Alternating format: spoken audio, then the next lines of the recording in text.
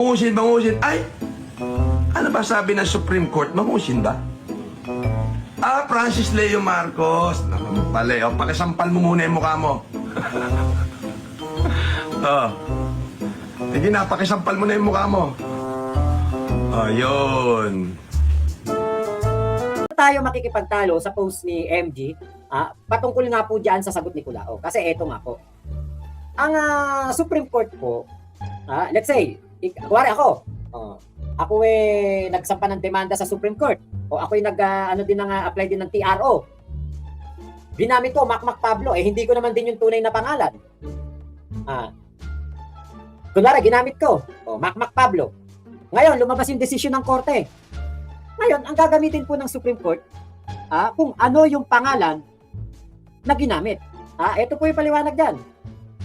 Kung bakit po Francis Leo Marcos ang ginamit ng Supreme Court, kahit na Norman Mangusin ang tunay na pangalan niya. Kasi po ganito po, simple lang po ang paniniwala at ang prinsipyo ng Supreme Court. Ginagamit po ng korte ang pangalan, ginamit mismo ng partido sa kaso. Yun po yung pinaka paliwanag. Kung ano yung ginamit mo na pangalan sa pag-file ng petisyon para kay makakuha ng TRO sa kautusan ng COMELEC, kung ano yung ginamit mong pangalan dyan, yun din ang ilalagay na pangalan doon sa resulta ng kanilang investigasyon o ng kanilang mga pagdinig. Ngayon po, ito pong pagkakakilanlan na Francis Leo Marcos. Hindi po yan yung kumbaga yung sa desisyon, yan yung magiging katibayan. Kita nyo? Marcos ako. Sabi ng Supreme Court. Tapo yung punto. Ginagamit ng korte ang pangalan, ginamit mismo ng partido sa kaso.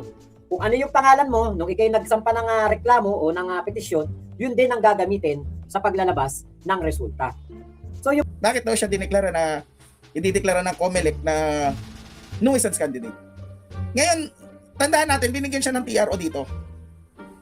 No, ayan, sabi ng COMELEC, wherefore premises considered, petition is granted. Francis Leo Antonio Marcos is hereby declared a nuisance candidate. So, certificate of candidacy by Francis Leo Marcos for the position of senator in the 2025 election canceled. So, hindi siya makatakbo ngayon. So, ngayon, nag-file siya ng motion for reconsideration sa COMELEC. So, hindi naman siya pinagbigyan, no? Kaya dinala nila ito sa Supreme Court, no? Ngayon, nung dinala nila sa Supreme Court, nag-issue ng TRO. Sabi ni FLM diyan basically.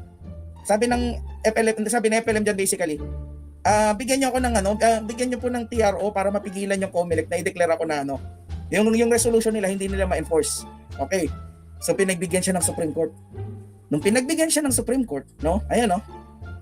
The Court en banc issued a resolution January 21, 2025. Nabalitaan niyo to sa TV, sigurado ako. Which among others issued a TRO enjoining the COMELEC from implementing the resolution and from excluding Francis' name from the official ballots for the May 12, 2025 election. So ibig sabihin, pinagbigyan na siya ng Supreme Court dito na tumakbo siya. Binigyan siya ng ang tawag dito ng TRO para pwede siyang tumakbo. Tapos ngayon, dahil diyan, no, pinag-comment ng Supreme Court yung COMELEC na mag-comment doon sa petition ni Francis. So basically, anong masasabi niyo dito sa TRO na binigay namin? Tama lang ba? Basically ganun. Hinihingan sila ng opinion, no? Dahil diyan, ibig sabihin hindi pa tapos yung kaso na yan, no? Hindi pa tapos, no? Hindi pa final. Pero ito si Aimee, nag-motion siya na mag-intervene. Ibig sabihin, sasali siya sa usapan. Sabi ni Aimee, ang totoong pangalan daw ni Francis Leo Marcos ay Norman Mangusin ni Antonio. Alam naman ni Manang na mahal ko yan eh. Kaya kung na lang siya kung mahal niya ako o hindi. Tapos pinakita niya yung, binasa na natin to dati, di ba? Yung anti-alias law, yung conviction niya sa anti-alias na eventually inano ng regional trial court. Okay, so ayan, sabi ni Aimee, no? Pag sinabing intervener, ibig sabihin nakikisali ka kasi maapektuhan ka ng desisyon ng korte. So pwede mong gawin yan pagka merong desisyon ng korte tapos maapektuhan ka directly, pwede kang mag-file ng motion to intervene, no? So, ayan.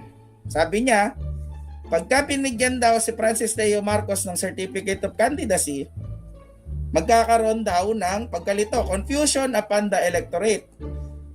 At yan, paglalaruan lang daw ni FLM yung election process. No? Sure, no, marami pa rin tatawag sa kanya na Francis Leo Marcos. Pero ang legal name niya talaga, of course, Norman Mangusin na. Kasi ito, mga kabatas natin, sabi nila, meron naman siyang birth certificate na Francis Leo Marcos. Paano siya nakatakbo bilang isang Francis Leo Marcos, di ba? Tandaan natin, no, yung mga birth certificates naman, they have the presumption of regularity. Ibig sabihin, kahit peke yung birth certificate na yan, kung yan ay hindi pa nadedeklara na peke, susundin yan. No? Siyempre, pag kinuha yan ng COMELEC, nakita nila yun yung pangalan, yun ang gagamitin nilang pangalan. Even if it was wrong, because there is presumption of regularity. Ngayon, ang tanong dyan, tumakbo siyang Francis Leo Marcos bilang isang senador. Ibig sabihin ba nun, Francis Leo Marcos na siya? Hindi. Diba? Meron pa ring katotohanan kasi. Ngayon, yung katotohanan, hindi natin mababago yan sa pamamagitan ng pag-ulit-ulit sa mga kasinungalingan.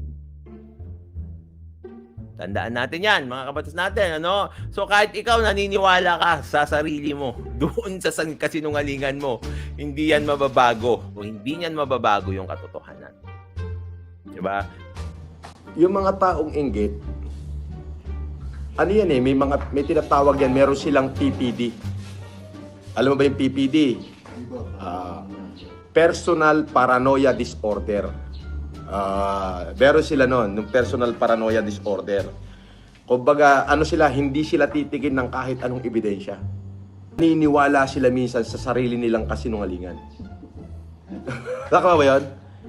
Biruin mo yung naniniwala ka sa sarili mong kasinungalingan. Mahirap yun. Diba? Oh, Basher! Andito na si Kulaong! Pasok na! Oh, Basher, pasok na! Andito na si Norman Mangusin!